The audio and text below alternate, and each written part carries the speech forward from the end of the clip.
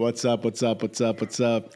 I don't What's know. going I've on, been. I'm looking forward to this. I'm looking forward to this one because I heard that we got knockout punches coming and surprises and whatnot. So that's going to be exciting if we're going to do knockout punches, surprises.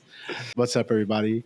This is the show we rotate around and we basically try to do musical discovery. So it's either discovery or support, and the idea is we each come with a song that none of us know what song it is, and then we just basically critique it. Some hopefully some of the songs end up like in the rotation for the next weeks, the weeks to come in terms of what we listen to, and sometimes it's like, look, not my jam. I'm here with Ellington and John, so we're gonna get started again. Let me share. Let's get it So we going, bro. get yeah. Let's do it. I swear to God, if this thing says me again, this is a setup. I I feel like I we gotta like change the rules or something. Nah, man. Yeah, we can figure that out. But right now, you've been chosen, son. You've been chosen. All right, You're so the chosen one. I'm gonna go with something that is gonna be really left field for y'all. All right, so I'm gonna start y'all off with some classic. Pretty sure you have not heard this song, but you have heard of the artist and you have seen the basically like the album cover because it is literally the most famous album cover of all time, and that is Pink Floyd's Dark Side of the Moon. Mm-hmm. And literally, Pink Floyd, that album, Dark Side of the Moon, is considered in many sort of like best albums of all time, definitely top 10, and in some top number 1. And so this was an album that I went through my own discovery phase because I was like, why is it so revered? Why do people love this album so much? And it took me honestly a few listens to really learn to think. And when I was thinking about picking the song from that album to show you, I was like, well, which song can I go with? Because again, it's an album that you got to listen to from the beginning to the end, kind of, because it's very sequential, and so it wasn't easy. But with that, let me share my screen, and we're gonna listen to an album from Pink Floyd's seminal piece of work, right? A Dark Side of the Moon. And you see the Dark Side of the Moon triangle, and this song is called "Breathe."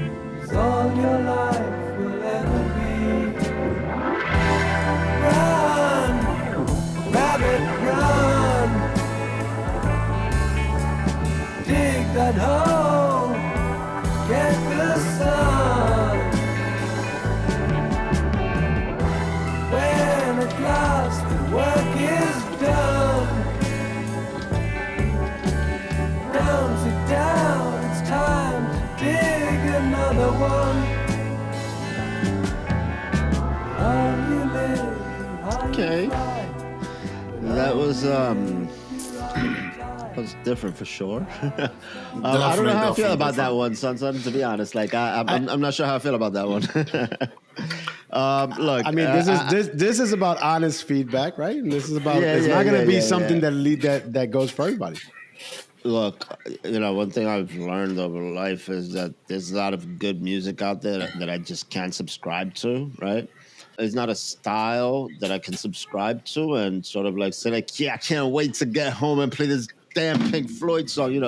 But is it something that's gonna bother me? Like if I'm listening to it casually? No. Unlike, believe it or not, there's a lot of music out there that it bothers me to be around it, to be within listening distance of it. This is not that.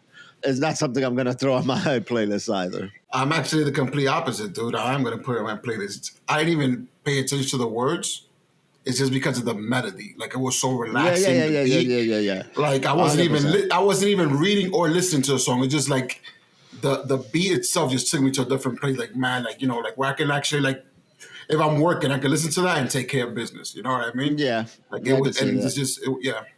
Yeah, That's again, my point. the musicality, right? The song is basically says is breathe in the air, and it is about the hustle of life. If you actually saw like it's like it said, run, rabbit, run, dig a hole, forget the sun, right? Mm-hmm. When the work is done, instead of like stopping, you dig another one. So it's really about the hustle of life and how people don't breathe in the air.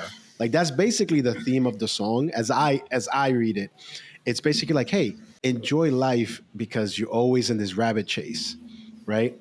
And when you actually listen to the flow, to Ellington's point of the musicality, it's kind of like psychedelic, right? Not that I'm, and there is a bit of that, like it Yeah, is. yes, there is. Yes, It is. yes, there is. You're That's like in relaxing mode. listening. Yeah, it gives me the vibe of like, look, I went through a phase where I would listen to a lot of that type of music, right? The Doors, and it's sort of like that era of just like the whole hippie movement, etc. Like that's the vibe it gives me, and it does is very psychedelic-y and just like chill vibes, 100%. All right. Well, I mean, I'm coming left and right. I'm giving you. I'm like bobbing, weaving. Like you guys are getting left and right hooks. I've come with nothing that's down the lane so far. So now let's see what you guys are gonna come up with. It ain't gonna. This one's just gonna be a one shot. Ooh, Ellington for sure. All righty. All right. So this one here, it's an artist from the Dominican Republic from like the late '80s, early '90s. And dude, this man's voice just takes you to another Late level. '80s. Late '80s, early '90s, yes. Actually, probably just early '90s. But let me put this on for you guys and.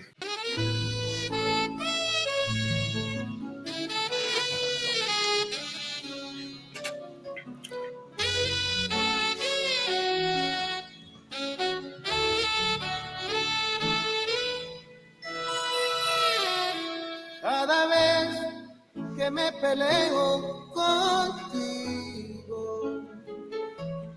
mi amor, yo pierdo.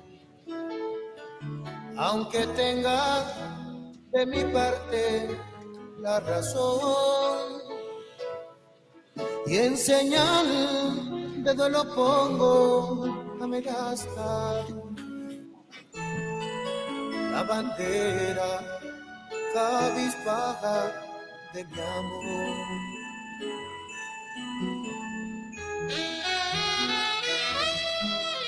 Y cada vez que me peleo contigo, yo pierdo. Con tan solo retirarme la palabra. Por las noches siento el frío de una tormenta, de granizos y de nieve encima de nuestra cama.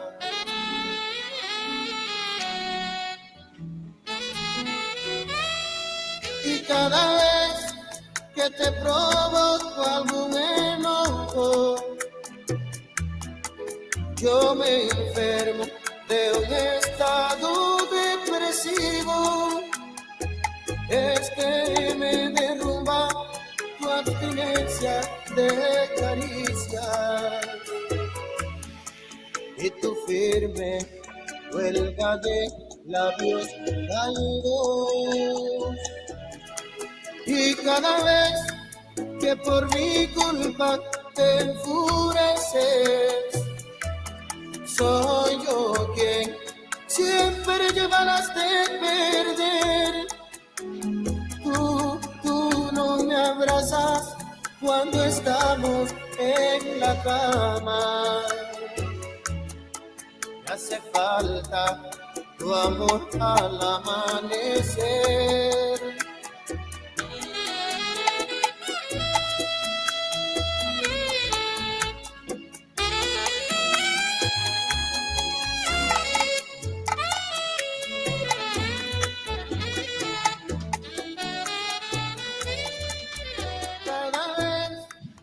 Me peleo contigo,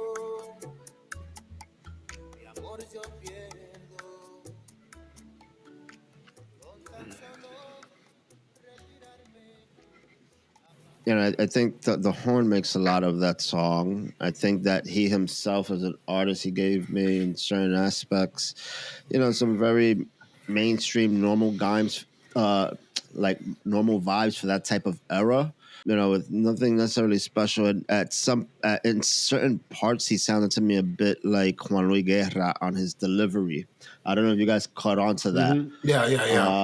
You know, so for me, it was like, all right, like I've heard this style before. You know, I've heard different versions. I might have even heard that particular version. I'm not sure, just because it's not something that I actively consume. But it wasn't a bad song. It's a song that definitely has a crowd, and that I know who that crowd is. You know, I know what type of people like that. It would be absolutely. It's just like, you're listening to that? Yeah, that makes sense. So yeah, I thought it was a cool song. I gotta listen to it again, like on Spotify or something. I'm an R&B guy. I'm a balada guy. I'm surprised I've never heard that song, because I have never heard that song ever. Especially if the guy's from DR 80s, 90s. Like, that is shocking to me. Look, I thought the song, the writing was simplistic. There was no allegory. Like, it was literally using layman terms to describe layman things, like arguing. And so usually you're looking for a little bit of allegory. You're looking for a little bit of like poetry, innuendo, blah, blah, blah. And I didn't hear that in the song. I also thought that the sax composition, and I like saxophone, I'd say that there was just nothing that I heard that was special about the tune itself, the actual sax piece. But but it is one that I will listen to again, because I'm always looking for more music to add to my playlist for that particular genre. But I wasn't blown away. It wasn't like I'm like, oh, you know what? But I'll listen to it. I definitely will listen to it. Have you ever heard of the artist before, though? Felix Teorio? I've never heard of him. Honestly, I'm a little shocked. Cool. All right, JT, it's up to you. You got to close us out in style. So this song is something I consider special, and I've always predicted that people like, you know, Jay-Z, Eminem would be the first of the rap generation to still be performing at a certain age, the way you see rock stars do, right? Like I live next to MetLife Stadium. This is always being full. Like Guns N' Roses was there. These guys could barely stand up, right? At 53 years old, he wrote what I consider to be the best verse ever written in traditional hip hop. So let me go ahead and share my screen, and I'm gonna give you. These are some big words, man. These are some big words. What I consider to be huge words. Oof, wow. What I consider to be the best verse ever written in hip hop, and it only happened a year ago. It breaks my heart. Where we at, go? Where we at, go?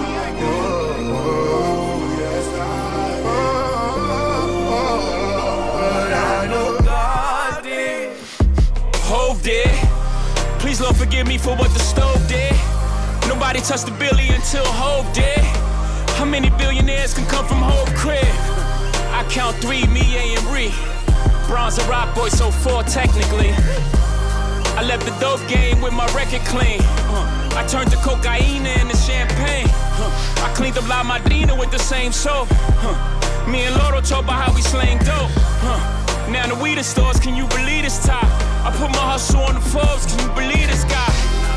Then we said fuck it, took the dope public. Out the mud, they gotta face you now, you can't make up this shit. Judging how you judge it, say we going corporate. Nah, we just corner boys with the corner office. I'm at the cap table, what the splits is. Not that cap table, boy, we live this.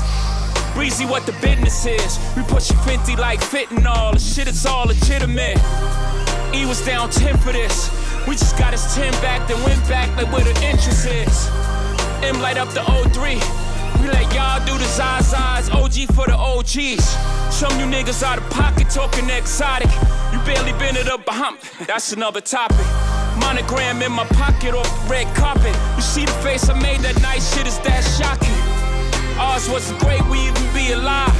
Gotta be crazy to y'all, nigga, we surprised. Shit is too much how we grew up. Shit don't even feel real to us. OG sold it, OG called Kingpin. If those are drug laws, then who are we then? Hove is a real nigga's dream. My only goal to make a real nigga feel seen. Sometimes I make a fake nigga hate life. Never my intentions, the consequences of my way of life. The way we used to play with life, I'm now careful with the sentences. Them only jail bars of life. I never wanted to be the state's custodian.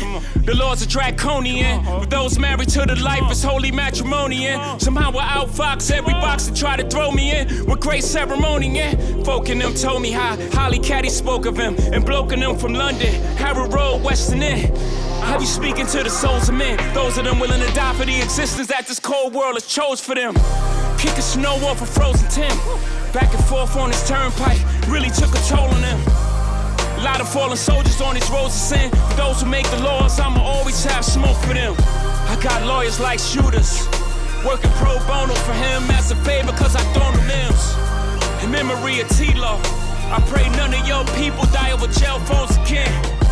All this pain from the outside inspired all this growth within. Some new planes getting broken in. Highest elevation of the self. They the fuck around and gave the right niggas wealth. These ain't songs, these is hymns, cause I'm him. This is Psalm 151, this is New Testament. Book of Hov. Jesus turned water to wine for Hov, it just took a stove. You never know how this shit could go. Me and Biggs probably got too big if they ain't booked that low. Hindsight is 2020. Though he's getting plenty money, looking back now the shit is funny. I just got $1 million off a sink without risking a million years trying to get it out the sink. Whole big. They say they don't know me internationally, niggas on the road did. I see a lot of Hov and gigs. Me and me can never beef. I freed that nigga from a whole big. Hov did. Next time we have a discussion, who the GOAT? You donkeys know this.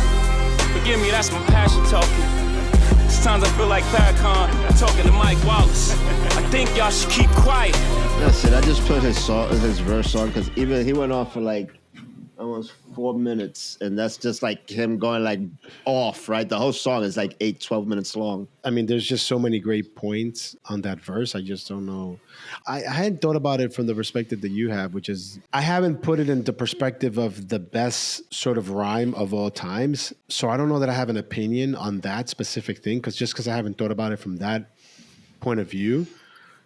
But it is an incredible piece of poetry, and it really speaks to Jay-Z's like mastery over, flow and the actual words, but also like how he actually breaks it up and the spacing that he does on the beat. It's some pretty strong stuff in that. And if you parse it out, which is great that it was like that, it wasn't like caption, it was like you can go through and read it, and read along with it. Bombi, what you take the final take on this before we take us out for this episode? I mean, I think I agree with you with what you said.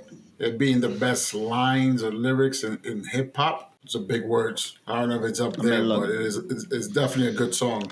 I didn't say lines, right? There's better lines out there, but best verse, right? Even though it's a very long verse, which is unfair. But even if you take the first like 16, 24 bars, even in what he says there, right? Like when I was growing up, like, the generation, growing up right before me, they always thought that the last verse of One Love was the best verse. And when you do like research on the internet, like that was the narrative, not just in my circle. That was the narrative in hip hop. Like, yo, the last verse of One Love is and there's been so many verses to come out from here since after that that sort of changes over the years. At one point, Lil Wayne was considered to have the best verse.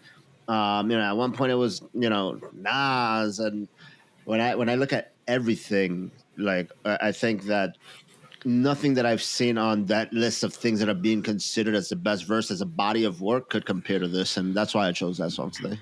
I think it depends on what you're looking for. First of all, it's unquestionable that is a very strong verse with incredible vision, right? You can visualize some of that stuff, right? And some really punchy stuff about, having a corner office or whatever, like that to me is really speaks to it. But when you're talking about like poetic narration, I think that there's other stuff that people, and it depends on who you're asking, right? Yeah. I'm an old head. I'm a Nas head. All right, but we're going to wrap it up there. And we're going to see what you guys are going to have to come with to bring, because so far you guys have given me no surprises. I think so far I've come with surprises.